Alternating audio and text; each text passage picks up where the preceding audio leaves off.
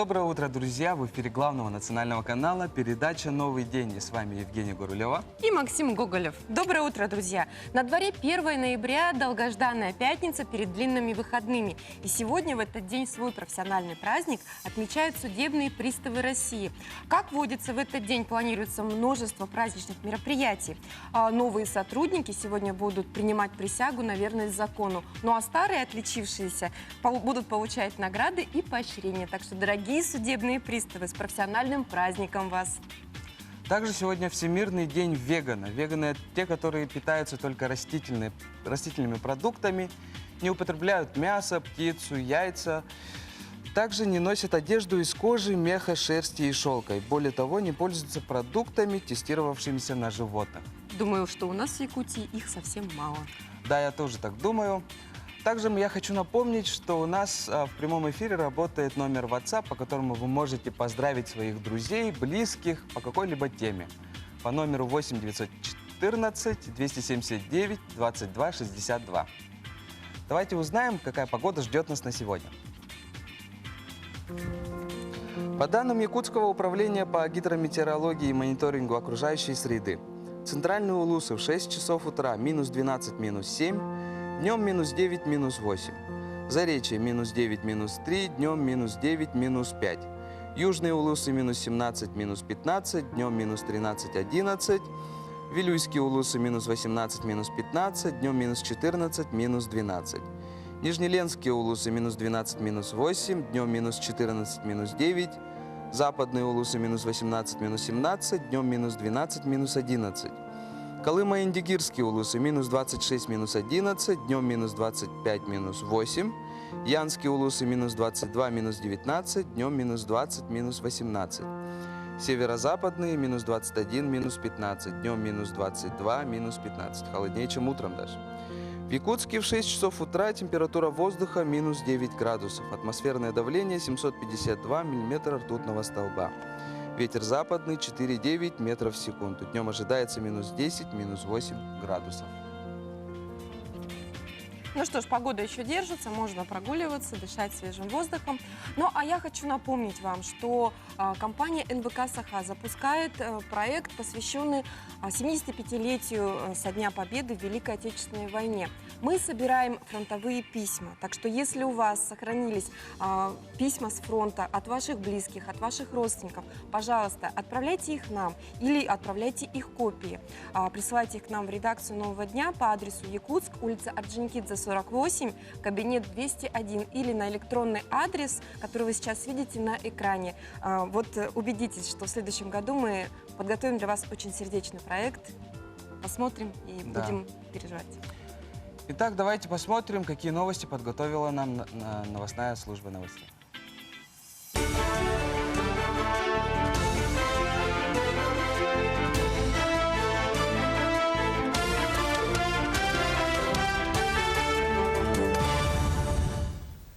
В эфире новости расскажем о самых заметных событиях к началу этого дня. Студия Василий Радченко, здравствуйте. Необходимо правильнее увеличивать объемы финансирования первичного звена здравоохранения. Владимир Путин рассказал о направлении средств в медицину. По словам президента, целесообразность финансирования первичного звена за счет стационаров – это сложный вопрос. Может, нам лучше увеличить объемы финансирования в первичном звене, чем забирать часть средств, которые выделяются на стационар. В свою очередь, министр здравоохранения России Вероника Скворцова заявила, что сейчас финансирование первичного звена в приоритете, и туда направляют 44% всех ресурсов здравоохранения. Алроса вошла в топ-10 ежегодного независимого рейтинга агентства Raex Europe. Он оценивает деятельность компаний в сфере охраны природы, социальной ответственности и корпоративного управления. В общей сложности в него вошли 30 крупнейших компаний российского бизнеса из разных секторов. Соблюдение принципов ESG подразумевает внедрение в стратегию бизнес-компаний лучших практик в таких сферах, как экология, социальная политика и управление. Алроса, к слову, в рейтинге заняла 8-е место. Между тем, первый зампред правительства Алексей Колодезников провел оперативный штаб по ремонту и строительству дорог в столице. По информации, прозвучавшей на совещании, несмотря на заявления подрядчиков все успеть в срок, ремонт некоторых дорог и, соответственно, сдачу объектов придется перенести. По строительству региональных дорог отставаний по графику нет. Все остальные объекты, они все равно будут сдаваться ноябрем только. Какие-то объекты будут сдаваться до 10 ноября, часть объектов уходит на середину и на конец ноября. Так что вот чистота должна быть по договоренности. Однако суммы были сняты. А изначально договоренности были такие: 500 миллионов местный бюджет и 500 республика. И вот выстраивать отношения на следующий год будет очень сложно. И если город будет сокращать так объемы, то, к сожалению, мы не сможем улучшать уличную сеть города Якутска. И в подтверждение отсутствия отставания на региональных объектах освещение включили на мосту через реку Марху. На 756-м километре федеральной трассы А-331 Вилюй в Нюрбинском районе теперь работает подсветка. Строительно-монтажные работы на объекте завершили накануне, и на днях планируется начать движение. По данным управдорог Вилюй, в 2020 году будет введен мост через реку Малая Батуобия в Мирдинском районе и через реку Тюкян на границе Нюрбинского и Верхневилюйского районов. Вскоре начнется проектирование мостовых переходов через реку Вилюй и в ближайшие годы строительство этих объектов. Спортивные итоги года подвели в Нерюнгринском районе. В Большом зале администрации прошло чествование спортсменов и тренеров. Год был насыщенным серьезными мероприятиями и соревнованиями разных уровней, вплоть до федерального масштаба. На сегодняшний день более 2500 детей занимаются в секциях на постоянной основе. В этом году в районе стала более массовая сдача комплекса нормативов ГТО. Причем среди всех возрастных групп самому пожилому участнику 90 лет. Были отмечены заслуги спортсменов по национальным играм. Также награждение ждало и Марию Казанашвили, которая в этом году вновь прославила Нерюнгринский район по киокисинкай каратэ-до и завоевала звание мастера спорта. Между поздравлениями для присутствующих выступали вокальные и танцевальные детские коллективы района. А к этому часу у нас пока вся информация. Спасибо за внимание и хорошего вам дня.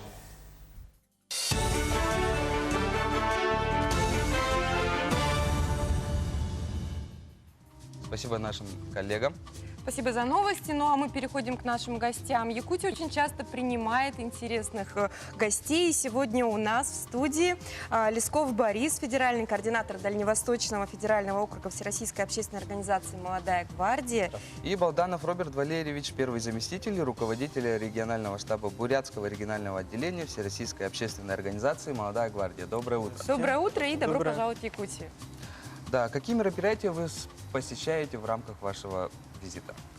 В город Якутск мы приехали провести федеральное окружное мероприятие региональных отделений Дальнего Востока Всероссийской общественной организации «Молодая гвардия Единой России». Ну и, конечно, принять участие в молодежном общеобразовательном форуме «Вектор», о котором очень много рассказывают, говорят и освещают СМИ. Ну, я так понимаю, что вы очень много путешествуете. Какие-то разницы, особенности регионов России вот можете для себя выделить? Ну, особенная черта, я бы даже сказал, для Дальнего Востока в целом, да, это отдаленность районов, вот, и местных отделений «Молодой гвардии», потому что очень далеко у нас и дорого стоит логистика, и далеко находятся между собой отделения, соответственно, доехать тяжело. Ну и встречаемся иногда с такими проблемами, как языковой барьер в некоторых отделениях. Вот. Ну и есть ряд тоже отличительных черт, но в целом хочется сказать, что в Центральной России региональные отделения находятся друг к другу ближе, им, соответственно, ближе друг к другу добраться, ну и логистика, соответственно, проще. Ну, территории России такие. Да, Роберт, а что объединяет молодежь России? Я думаю, объединяет молодежь России общие цели, единство наших целей, возможностей, то, чего мы хотим для развития нашей страны. Самореализации хотим. Самореализация. И лучших благ для себя, для близких людей. Роберт, в каком возрасте вы поняли, что вы не хотите быть, скажем так, серой массой, вот этой вот амебой, а хотите чего-то достигать, ставить цели? После того, как я поступил в университет. Сразу Какой-то после план 11 наметили, класса. или вы встретили, может быть, ментора, наставника, который на вас Нет, так я повлиял? просто закончил школу, поступил в университет, Не сдал экзамен первый. И понял, что нужно что-то Да, менять. я понял, что нужно что-то менять. И сразу после того, как я не сдал первый экзамен, я его сдал потом на пятерку. Ну вот. Вот расскажите, чем занимается организация «Молодая гвардия»? Но «Молодая гвардия Единой России» — это всероссийская общественная организация, которая представлена во всех 85 субъектах, во всех регионах действуют региональные отделения. Ну и в целом суть организации заключается в том, чтобы воспитывать молодое поколение, которое не безразлична судьба страны, а именно больше молодежь, которая будет направлена на политическую активность в нашей стране, то есть Политическую. воспитывать. Да. И лозунг, собственно, организации — это «Молодежь во власть». То есть мы воспитываем молодое поколение, которое будет являться сменой в будущем. На замене, да? Смотрите, Борис, вот как оцениваете? Вы хотите воспитать политически активное поколение, но вот как оцениваете, например, примеры из Европы, когда даже дети-подростки устраивают пикеты, устраивают протесты? А если мы придем к этому? Или это наоборот хорошо? Ну да, это, конечно, правильная позиция, когда молодежь изъявляет свою волю, есть активная жизненная позиция, но не обязательно, чтобы это было вот именно в такой форме. В форме бойкота. В форме бойкота, а обязательно надо, чтобы это в первую очередь был конструктивный диалог. То есть молодежь идет не просто митинговать, а она приходит с предложениями, предлагает, делает. Если им говорят добро, Реализовывает, делает, да, и еще привлекает с собой таких же единомышленников, которым также это не все равно. Роберт, ну у меня вопрос к вам. Как человек из другого региона, то есть большой видится издалека, как вы оцениваете деятельность молодой гвардии у нас в Якутии? На самом деле я был очень удивлен деятельностью молодой гвардии якутского отделения, что очень хорошо выстроенная система. У нас впервые, да? Да, у вас впервые, вообще впервые в Якутии, Мгм. в Якутске и в Якутии. Очень удивлен гостеприимством. Ожидалось морозы, на самом Ну, деле. у нас пока балует погода. Да, но очень тепло, потому что в Бурятии тоже прохладно. Думал, что я вот приеду из весны в зиму, но нет. Примерно так же ровно, да? Да, примерно так же ровно. И очень хочу сказать то, что якутское отделение очень сильное, на самом деле, по Дальнему Востоку, и задает вектор. Ну, есть чему поучиться, да, наверное? Есть Да, что то показать. есть И поучить, есть наверняка. чему Вы, поучиться, обмен будете опытом. давать какие-то мастер-классы, может быть, или Да, все равно консультации? будет обмен опытом, диалог между регионами, где-то что-то будем рассказывать, показывать. Ну а что можете из своего опыта, из Да, бурятского, вот нам что- посоветовать? Какая особенность вот у бурятской стороны? Да? Да. Бурятской стороны можно сказать, то, что нет...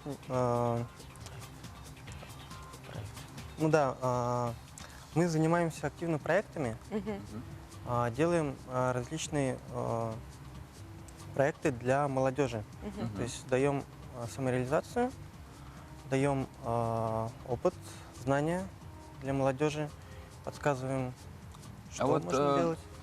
Наша делегация когда-нибудь собирается к вам? Ждете Вот, нас в да, гости? вот, есть Да. какие-нибудь договоренности? Но мы все это ведем диалог и надеемся, что это все будет. А вот разница дальневосточного региона и центрального, допустим, в чем отличие? По деятельности именно политической, активной молодой гвардии. Не по расстояниям, если брать. Но все-таки и в этом специфика тоже есть. Какая именно? Понятное дело, что у нас на Дальнем Востоке нехватка кадров.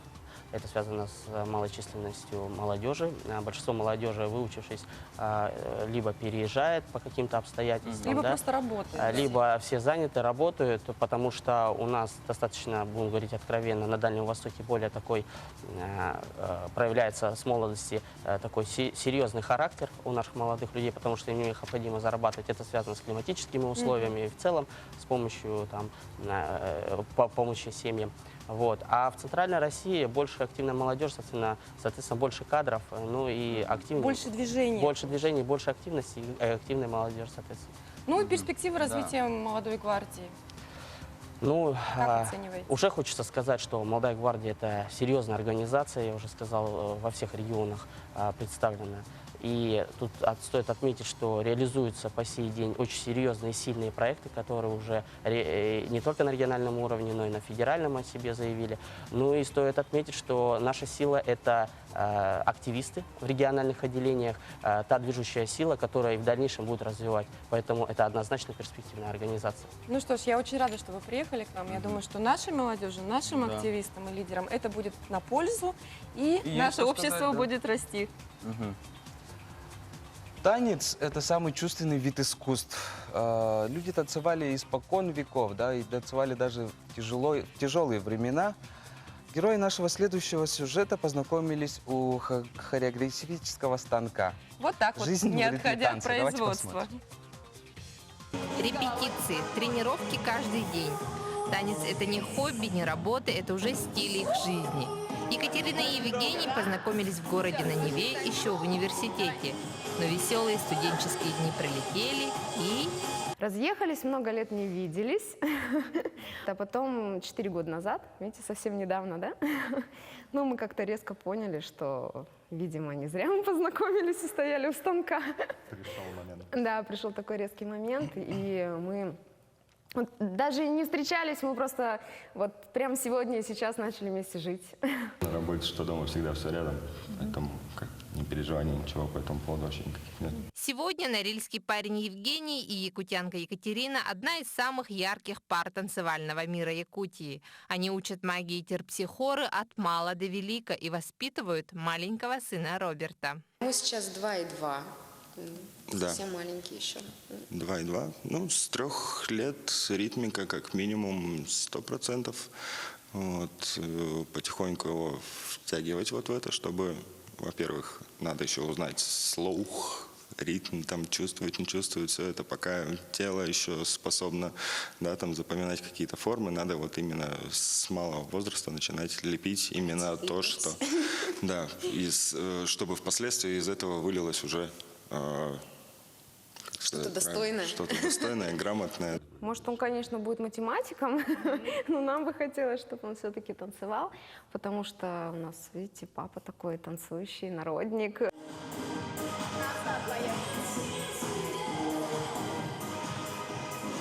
Вот так бодро, энергично начинается каждая тренировка. Самое главное – хорошенько разогреть все мышцы. Танец вовлекается все тело, все его клеточки. Танец – это радость тела. Вы слышите только музыку. Попробуйте. Хорошего вам танцевального дня. Замечательная пара. На танцевальное настроение. Друзья, анализ крови – один из самых информативных и распространенных видов лабораторных исследований. И его значимость очень важна, когда дело касается маленьких детей. Ведь они не могут выразить свои ощущения и, возможно, даже боли словами. Поэтому каждый родитель рано или поздно начинает думать о том, как же подготовить свое чадо к этому страшному для малыша анализу. Как это сделать, нам расскажет героиня нашего следующего сюжета, старший Давайте фельдшер-лаборант медицинского центра Якутска. Анализ крови – это хороший способ получить развернутую информацию о здоровье человека. Однако, если ребенок сдает кровь из вены, нужно особенно подготовиться родителям к данной процедуре. Подготовка ребенка к сдаче анализа крови делится на физиологическую и психологическую. Физиологическая подготовка. Сдаем кровь натощак, чтобы последний прием пищи перед забором крови должно быть не раньше, чем за 8-12 часов. С детьми этого правила придерживаться не так просто, но возможно. Если анализ крови предстоит грудному ребенку, то после последнего кормления должно пройти хотя бы 2 часа. Психологическая подготовка. С ребенком, который уже достиг старшего дошкольного и школьного возраста, обсудите то, что будет происходить. Объясните, что в отличие от забора крови из пальца, анализ из вены занимает большее время. Можно также предупредить, что вероятнее всего у ребенка будут неприятные ощущения. Скажите, что анализ по ощущениям можно сравнивать с укусом комара. Такие сравнения понятны ребенку и помогают настроить его на спокойную сдачу анализа. Вся подготовка ребенка должна проходить через игровой метод. Только во время игры ребенок может расслабиться и принять все, что ему говорят. Запуск межнационального исследовательского проекта «Динозавры вечной мерзлоты-2020». И у нас в гостях Дарья Ермолаева, исполнительный продюсер продюсерского центра НВК «Саха», сорежиссер проекта «Динозавры вечной мерзлоты». И Елена Васильева, специалист по выставочной деятельности музейного комплекса «Россия. Моя история». Доброе утро. Доброе Девушки, утро. дамы, очень интересный проект. Я думала, Да. что у нас в Якутии только где-то останки мамонтов, наверное, как говорится, завалялись, да, еще поискать. Динозавры тоже есть, оказывается? Конечно, есть. Мы говорим, динозавры в Якутии есть. И это новый бренд нашей республики, я считаю, что если раньше узнавали и слышали слово Якутия, то думали, что это бриллианты, мамонты, Бивни, ленские столбы мамонты, и так далее, ход. то теперь новый бренд появляется, это динозавры вечной мерзлоты. И этот проект социокультурный стартует сегодня в Санкт-Петербурге и в Якутске Это как так? одновременно.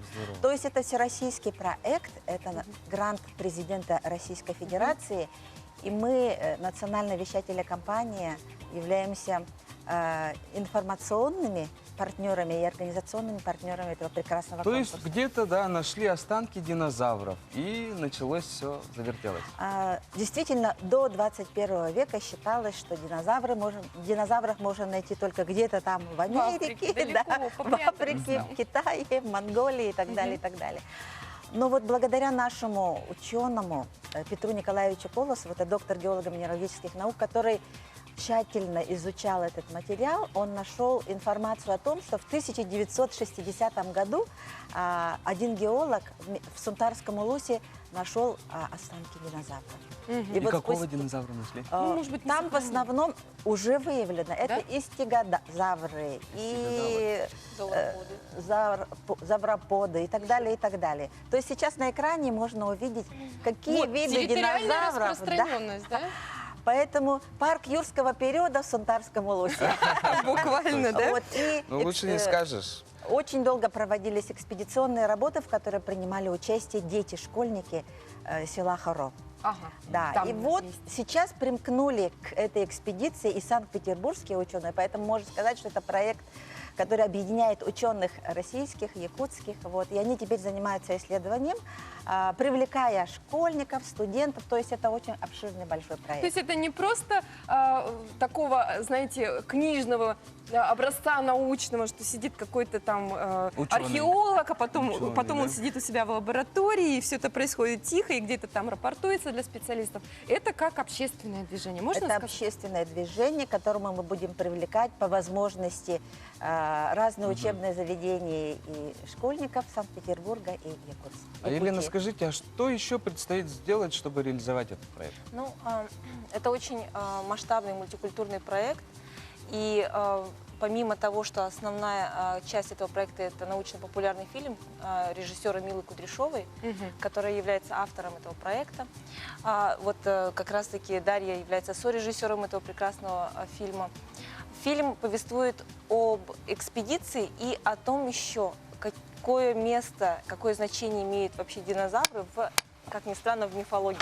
В мифологии? В мифологии. Подождите, это же драконы, Да. это же древние драконы. Да, То есть удивительно на самом деле то, что в якутской мифологии, в поздних, особенно эпосах, ну, поздних как бы вариантах эпоса Олонхо встречаются описания драконов. Абсолютно точно, да, можно их идентифицировать как драконы. Это вот Самарамовой, это Ло, Балык. То есть Как они выглядели? Вот посмотрите картину Ну, как Тимофея Ло, это типа лохнесское Степанова, и вы чудовище, там да? увидите в Нижнем мире.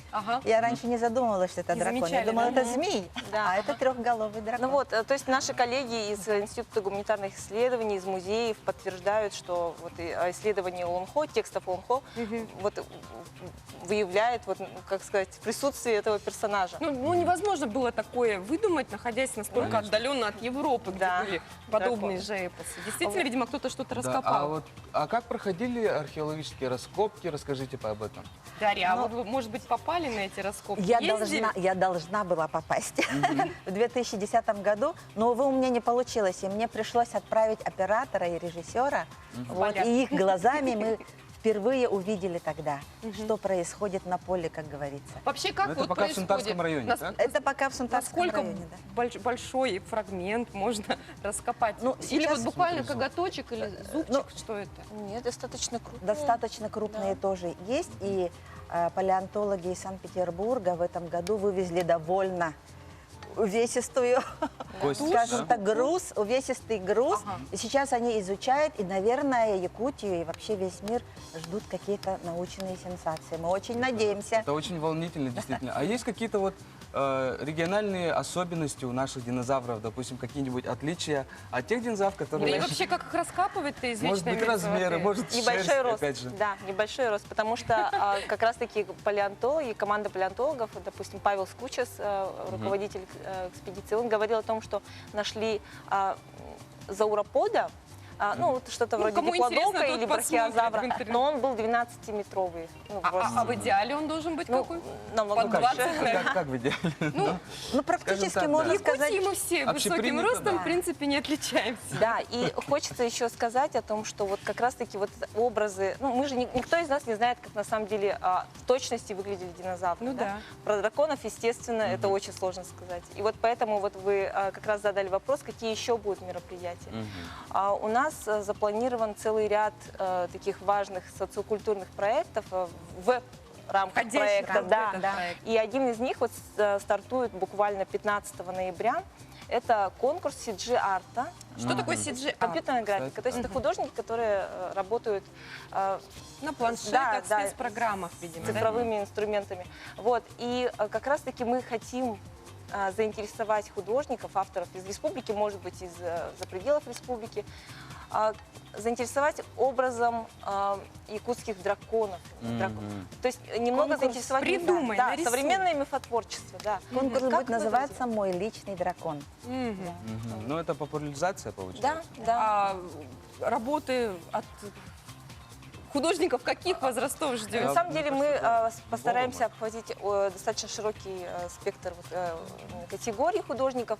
Да? Будет детская категория обязательно, конечно, потому что драконы, динозавры Я знаю, что и мальчишки дети — это просто страшно идеальное фанатеют, сочетание. Да, и мы надеемся, что вот, достаточно большой срок для подачи заявок до 15 апреля. И в мае в рамках презентации проекта, премьеры проектов и в Питере, и здесь в Якутске сразу в двух будет городах. организована выставка, медиа-выставка этих вот рисунков финалистов. А только ли рисунки приветствуются, либо может быть какой-то анимационный мультик, возможно? То есть Отличный рамки вопрос. достаточно На самом деле широкие. проект для того, чтобы у людей работала фантазия, чтобы и дети, и молодежь делали где то, можно как они посмотреть представляют. информацию, что, допустим, сейчас кто-то где-то услышал краем уха, торопится на работу, да? Где можно всю информацию получить, посмотреть, там, требования, на какую почту, чтобы участвовать? 15 ноября будет опубликовано на сайте Министерства культуры, который является организатором этого конкурса и партнером проекта. И также на порталах, различных ресурсах наших информационных партнеров. Ну, Будет Евгения, только положение. представь себе, допустим, такие фильмы, как «Властелин колец», да, допустим, «Год», да, «Game of Thrones», да, допустим, все это находилось Игры у нас. Это престолов, могло быть у нас. Ваш фантазийный динозавр, как вы себе его представляете? Елена, О. Дарья? Мне так хочется, не знаю, я пока еще, мне сложно представить, но я очень хочу увидеть какого-то очень аутентичного дракона. В якутском Чтобы, да, стиле. сразу было видно, что он якутский. Я бы хотела видеть ручного дракона. Милого Да, с которым можно было бы полетать и поговорить. И он должен быть очень уютным, где-то на озере, на берегу озера, где-то на Ласе. Такой очень добрый дракон. Местная Дайнерис, такая Нюргуяна на драконе своем. Ну, спасибо, что пришли к нам в гости. Я думаю, что по итогам вашего проекта и вашего проекта рисунков у нас может даже возникнуть какой-то комикс или мультфильм. Очень Да, хотелось и бы, очень чтобы интересная были книга, в любом случае, и точно книги, должна быть. анимационные фильмы, может быть, игровые. Значит, мы фильмы. посмотрим, будем держать руку на пульсе и наверняка. Спасибо вам, что пришли, а Спасибо. мы переходим на рекламу.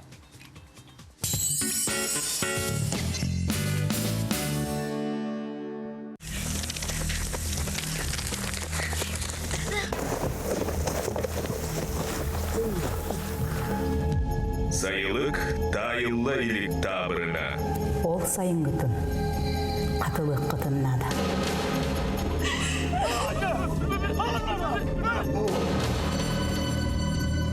Сүлүхүннәк таптал. Эргилли. Сәринне төрдүс күнүттен.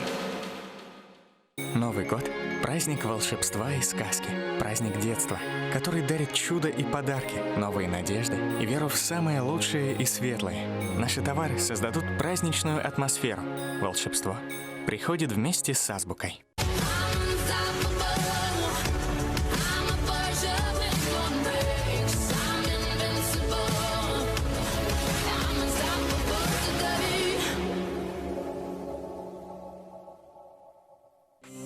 Этинни иккис күнігер кеhe алта шастан саха циркатыгер эстрада хулустара уанна саха цирк артыстар кыттылах иға мақталген улахан концертке ыңырабыт. Кири билеттеринен көміс оңоқтар оңын оқтара. МРТ Total Body – это комплексное обследование головы и тела. Находит мельчайшее нарушение или опухоль в организме, тогда, когда нет еще никаких симптомов. Күн маны сахабит сирен олуқтақтары кыстык кыхмытын көрсө сеттini өй төт күнігер сәргелі ғоттары культура кинигер кеhe сәтті частан саңа қар бәліға ден брахниктағы ыры тойып көр күлі вечерігерін ырыбы. Сеттini өй төт күні сәргелі ғоттары сәтті частан.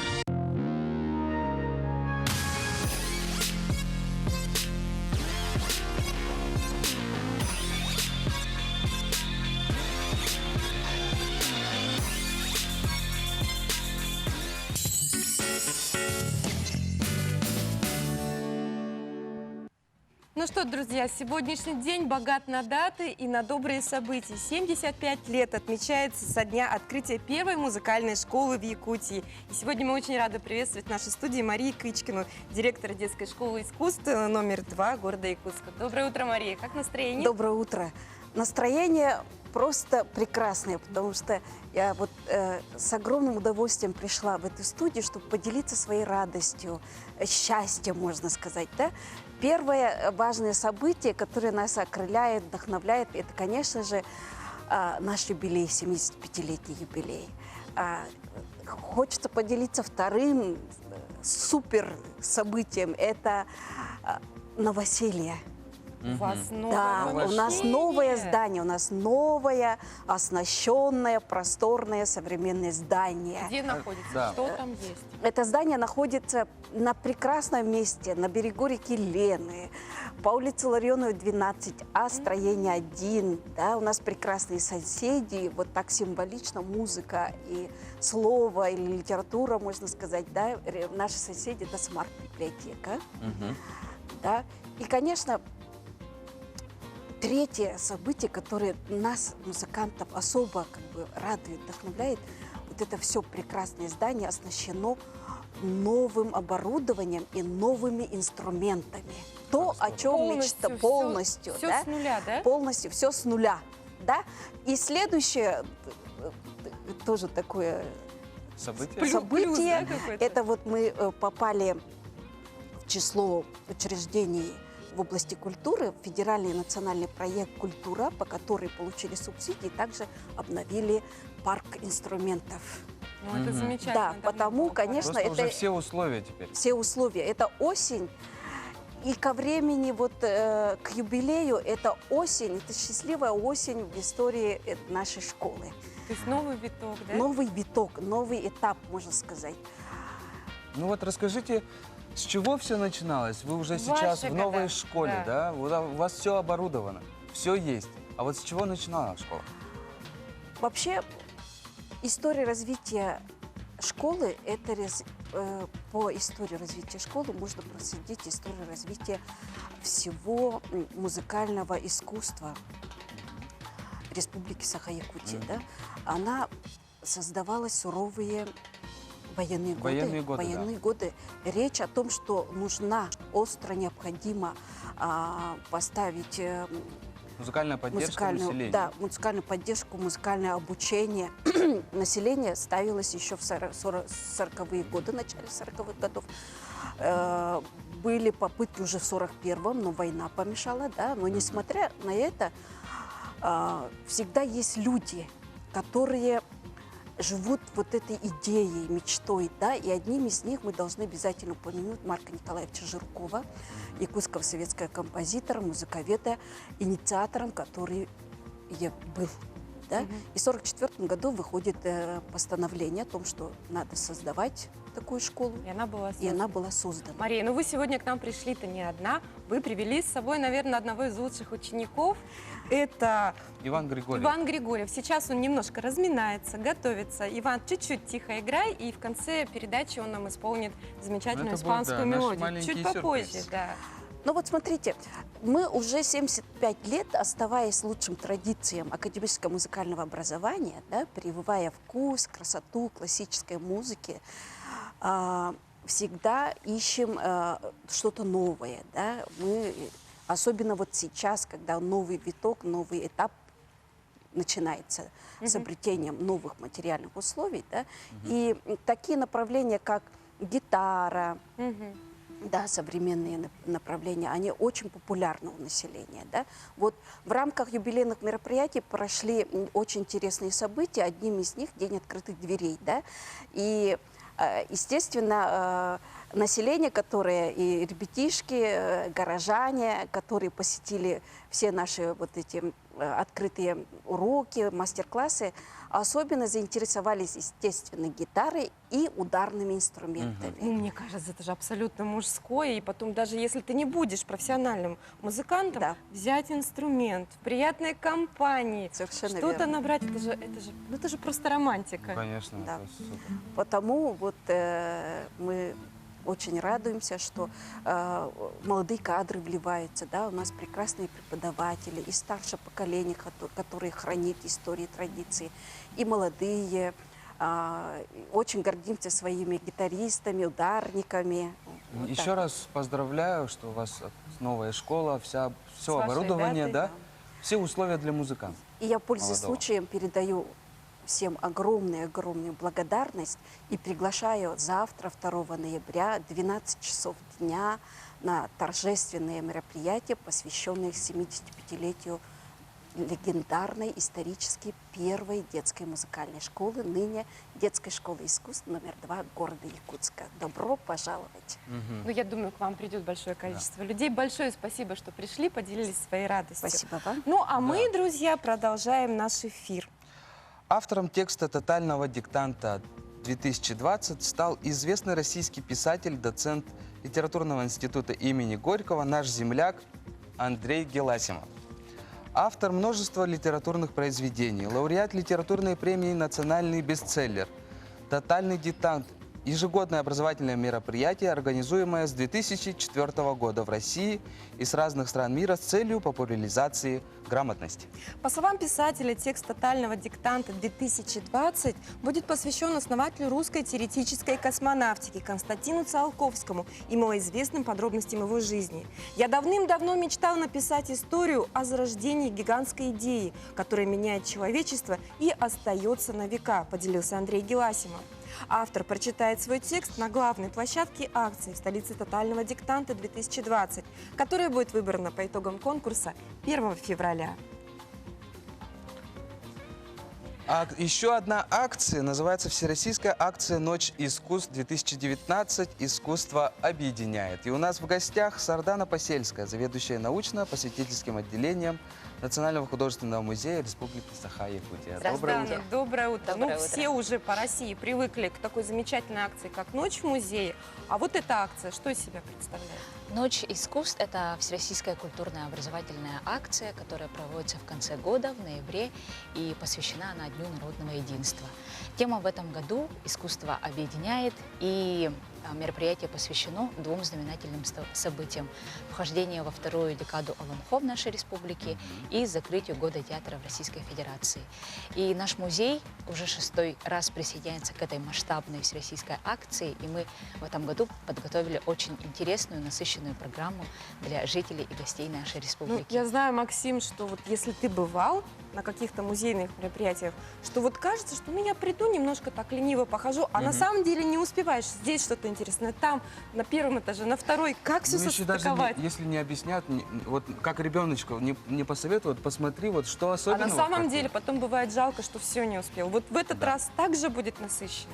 Да, очень насыщенная программа. У нас праздничная акция 3 ноября будет проводиться с 7 вечера до 11 вечера.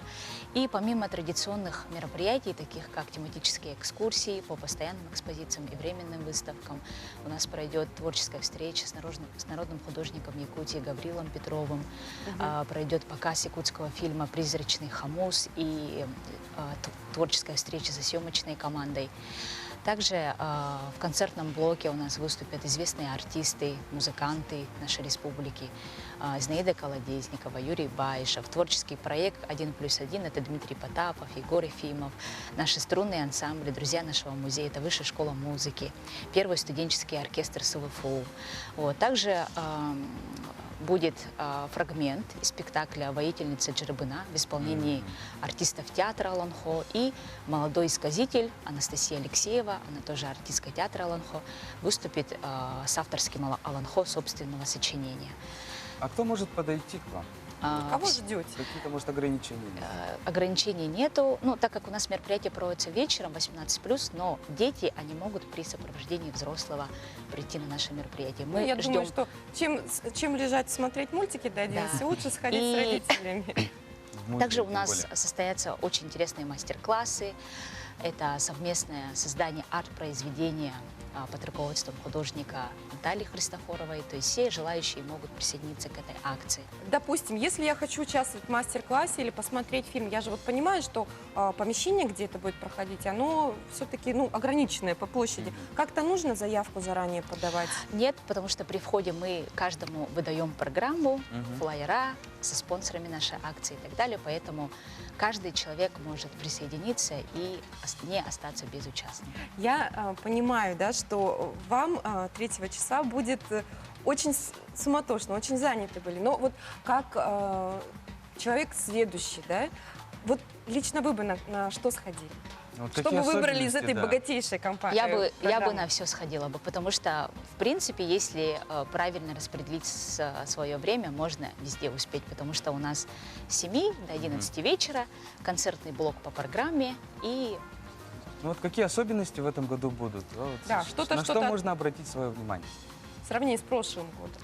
Ну, что новое, это, конечно же, музейные наши акции. Да? Совместное создание арт-произведения на холсте по мотивам ленд-арт-проекта «Священный табун мифических лошадей».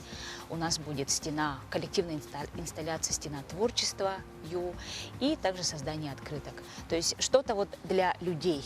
Да? То есть каждый человек может участвовать в этом мероприятии и правильно провести свое время. Вообще, если говорить о Национальном художественном музее, какие особенные, может, картины у вас есть? Какие у вас есть сокровища, о чем мы можем не знать? Мы представляем постоянную экспозицию. Это русское и отечественное искусство 18-19 веков, отечественное искусство 20 века. Также у нас представлено русское современное искусство России 21 века. Также у нас самая большая коллекция – это коллекция искусства Якутии 18-21 веков. Также у нас проходят 2 временные выставки. Это «Код 49», выставка совместная 4 авторов, выдающихся деятелей искусства. И на 3-м этаже у нас проходит выставка «Музейные капричес». Это образы животных в изобразительном искусстве Якутии. И вот как раз на 3-м этаже у нас развернется детский блок. Там пройдут концерт Моцартина, мастер-класс по лепке и анималистики. Наши воспитанники детского музейного театра студии «Этюд», они предстанут как живые скульптуры, они покажут мастер-класс по азам сценического искусства. Ну, то есть всем будет очень интересно, и детям, и взрослым, каждому. Ну, я думаю, что можно спокойно вести ребенка от 4 лет. Уже можно в этом. При сопровождении взрослого, конечно. Большое спасибо, что пришли. Спасибо большое. Спасибо вам. Помогли нам настроиться на выходные и составить какой-то план действий. Спасибо А большое. мы переходим на рекламу.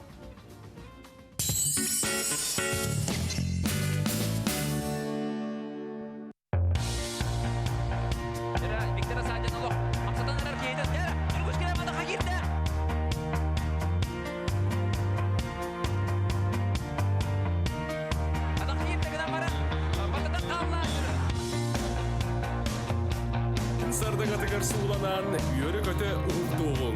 Айығыттар бұд арел. Текнитигер сөпті қамнас түрінігдер. Кеннен бұқайысқаған ұлдығылар үлі тұлар кепсте.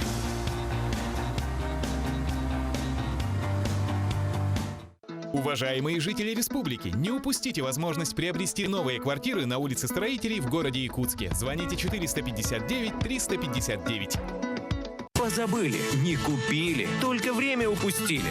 Делаем умнее. Покупаем квартиру в строящемся доме на улице Полины Осипенко. Старт продаж. Сейчас самое время. АО ДСК 33 13 28. 10 ноября. Сахая.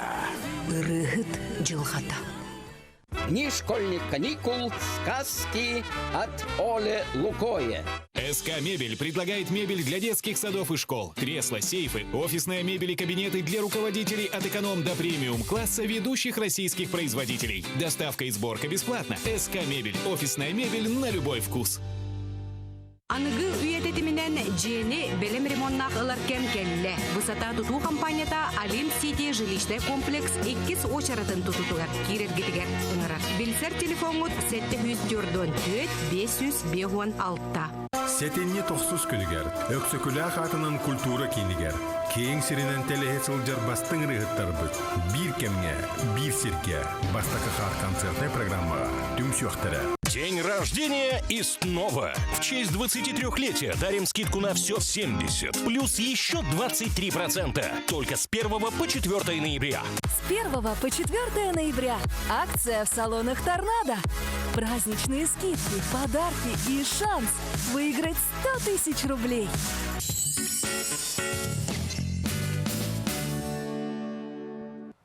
Еще раз здравствуйте, наши телезрители. В эфире программа «Новый день». Вы смотрите НВК «Саха». Ну а сейчас мы решили напомнить вам о погоде на этот пятничный день. Итак, согласно данным Якутского управления по гидрометеорологии и мониторингу окружающей среды, сегодня температура составила в центральных улусах в 6 часов утра -7, -12, днем ожидается -8, -9. В Заречье утром -3, -9, днем -9, -5. В южных улусах в 6 утра -15, -17, днем -13, -11. В Вилюйской группе улусов днем ожидается -12, -14, а в Нижнеленских -9, -14 днем. В западной группе улусов -11, -12. В Колымо-Индигирских улусах днем ожидается от -8 до -25 градусов мороза. В Янской -18, -20. В северо-западных улусах днем -15, -22. В Якутске в 6 часов утра температура воздуха составила 9 градусов мороза, атмосферное давление 752 миллиметра ртутного столба. Ветер западный 4,9 метров в секунду. Днем ожидается -10, -8 холода. Ну, детская сборная по хоккею победила в дальневосточном турнире. Поздравляем! И у нас в гостях Денис Чудинов, тренер детской сборной Якутии по хоккею. И, конечно же, маленькие победители. Костя Попов, капитан, помаши в камеру. Лучший игрок турнира. Артем Морозов, нападающий. И Витя Егоров, защитник. Вот такие ребята. Да, доброе утро, чемпионы. Ну, как ваше чемпионское настроение? Да, скажите. Замечательно. Денис, ну расскажите, как ребята попали на турнир, как готовились? Ну, это у нас уже второй турнир в городе Благовещенск. В прошлом году мы участвовали, заняли 3-е призовое место. Вот. В этом году поехали за кубком. Ну, как и обещали, мы его привезли. Ребята показали очень хороший уровень, показали характер, волю к победе. И заслуженно, я считаю, очень заслуженно получили кубок. А с какими соперниками вам пришлось встретиться? Так же, как в прошлом году, там было 2 команды из Ванина, это поселок городского типа. Также с города Чита была команда, местная команда с Благовещенска. Так, и у нас еще были команды. Ребят, подскажите. Приморье. А, еще Уссурийск, да. А вот кто был фаворит? Да, есть какие-то фаворитом, сильные команды? Я считаю, была команда из Ванина. Они в прошлом году стали победителями этого турнира. Но вы их победили. Мы их победили, да. На групповом этапе первая же игра у нас была с ними со счетом 3-1. наша сборная Якутии победила. У меня есть вопрос к ребятам. Ребят, я, естественно, девочка. Я вообще далека от хоккея. Я даже, по-моему, даже на коньках уже забыла, как кататься. А в каком возрасте вы пришли заниматься в хоккей? Сами хотели или пап с мамой отдали? Я с 3,5 лет пошел Ой, в боже. хоккей. Я пошел с 3,5 лет. А сейчас сколько вам, молодые люди? Мне 8. Ну, вы взрослее выглядите. Витя. А ты? Витя? как? Я не знаю, мне мама сказала. А я даже не помню, да, так рано отдали. А как проходят ваши занятия? Вот надели коньки, выехали на лед или как-то по-другому? Также проводим разминку, а потом делаем Микрофон к себе поближе. Делаем упражнения. Кроме тренировок на льду, есть еще какие-то Да. без коньков? Да, сухая тренировка. Сухая тренировка. Это бросковая. Это как это сухая тренировка? ОФП это такая Общая тренировка, мы физическая растягиваем мышцы. Отжимания, приседы, бег. Сколько ты отжимаешься? Ну, вообще у нас на тренировках всегда по 10 отжиманий. Всегда по 10, да? Да. А у вас уже появился вот этот вот дух команды? Да, как вы со Как вы своими его ребятами? создавали? Не ссоритесь в команде? Как вот вместе работаете на льду? Ну, иногда такое бывает. А, ну мальчишки Иногда соперничают. Ну, а как миритесь? После драки или Тренер перед дракой? сказал мириться, вот они и мирятся, Нет, правильно? мы сами меряем. Отлично. Есть у вас, ребята, какие-то хоккейные кумиры, великие спортсмены, на кого вы ориентируетесь? Мечтаете войти в сборную по хоккею России? Да, конечно. Кто у вас, скажем так, бог хоккея для вас? Ну, это не обязательно же, наверное, российский хоккеист, может быть, да? Для меня самый лучший это Валерий Харламов. О, Валерий до сих пор Харламов. марку держит, да? Моего брата звали Валера. У меня Евгений Малкин. Валерий Харламов. Ну вот они фавориты, да? Да. Получается, вот вы полярные волки. Да. Мгм. Есть у вас какой-то девиз, слоган у полярных Да. волков? Ну, наверное, побеждать. Есть, но только школьный. Почему? Когда мы едины, Мы непобедимы. Вот, правильно, Денис. Ну, вообще, сборной нашей якутской сборной дети из каких? с Наверняка города, же выбирают самых-самых сильных. с города Якутска и города Нерингри. То есть у нас школа по зимним видам спорта, у нас есть филиал в городе Нерингри, то есть и мы делаем на базе этой школы сборную, едем вот на соревнования, показываем, ну то есть лицо нашей сборной Якутию делаем. То есть у нас есть клуб «Энергия», есть «Полярные волки», но на выездных соревнованиях мы Якутия. То есть сейчас у нас здесь сидят лучшие из лучших. Да, я это почувствовал. А скажите, вот много детей, вот становится больше и больше детей, которые занимаются хоккеем? Насколько много желающих? Ну, сейчас наборы составляют около 50, возможно, 60, возможно, больше человек. Сейчас набор идет в данный момент, да. Но не каждого ребенка берут, да? Берут без противопоказаний по здоровью, всех берут. Далее идет Действительно, это сложно. тренировки, потом идут тестирование, отсев идет. То есть Отсев в любом случае. Да, по спортивному принципу. Просто поймите, у нас один ледовый дворец. Нам крайне не хватает льда. У нас тренировки с 6 утра начинаются, заканчиваются до часа ночи идут. Вот. Ситуацию очень сильно, конечно, исправит еще один ледовый дворец. То есть будет гораздо больше детей, больше будет конкуренции, соответственно, и качество самой игры у детей будет выше, когда они будут соревноваться больше. Просто у нас по 2011 году конкурировать можно только вот за 800 километров с Нерингри. То есть постоянно ездить, а игры нужны постоянно. То есть игровая Спорт, практика. Чтобы воспитывать ребят. Да. И расскажите, вот как вообще заниматься с детьми? Настолько это сложно?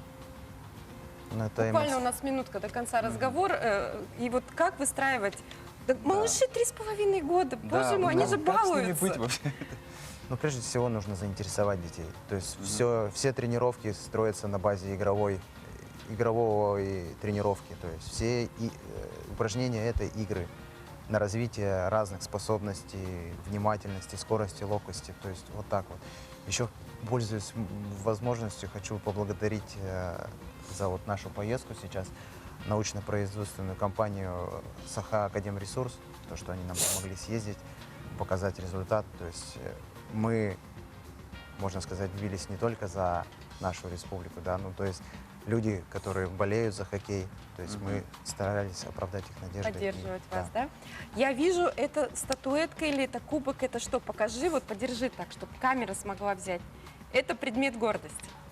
Это лучший игрок команды. Так. Вот, сидит скромно и прячет его. Да. Ну, хочется вас поздравить, хочется пожелать дальнейших успехов, чтобы действительно вам на пути встречались люди, которые вас поддерживают. Ну и Да, ребятам... мы думаем, что это да, еще не одна победа. это и только не два, и не первое во три всей даже, плеяде. да. И, ребята, вам слушайтесь тренера, достигайте новых высот. Спасибо. Сегодня в рубрике «Муза и музей» мы познакомимся с работой русского советского искусствоведа, мастера и педагога Александра Матвеева, оказавшего своим творчеством заметное влияние на развитие современного пластического искусства. Давайте посмотрим.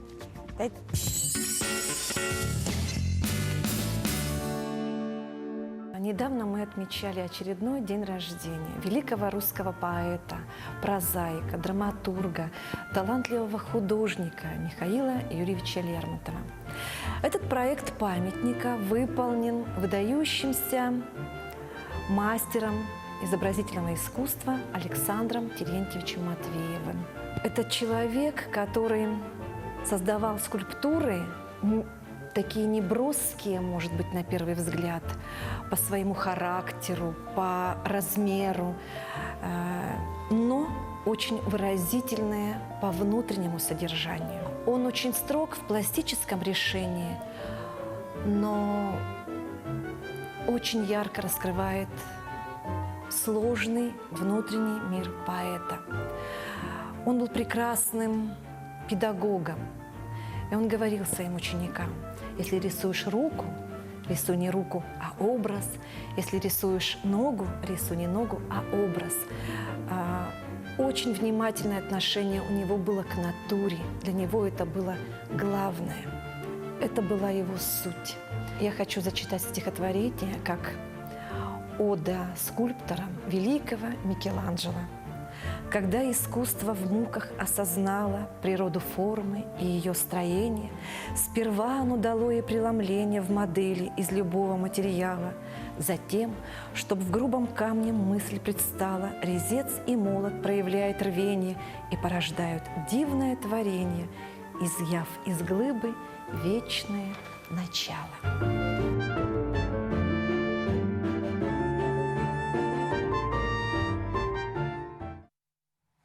Дорогие друзья, я надеюсь, что с нами вам было интересно.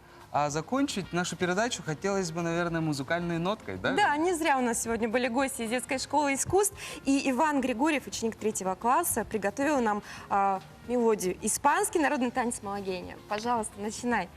Я думаю, что на этой прекрасной романтической ноте мы попрощаемся с вами на ближайшие выходные.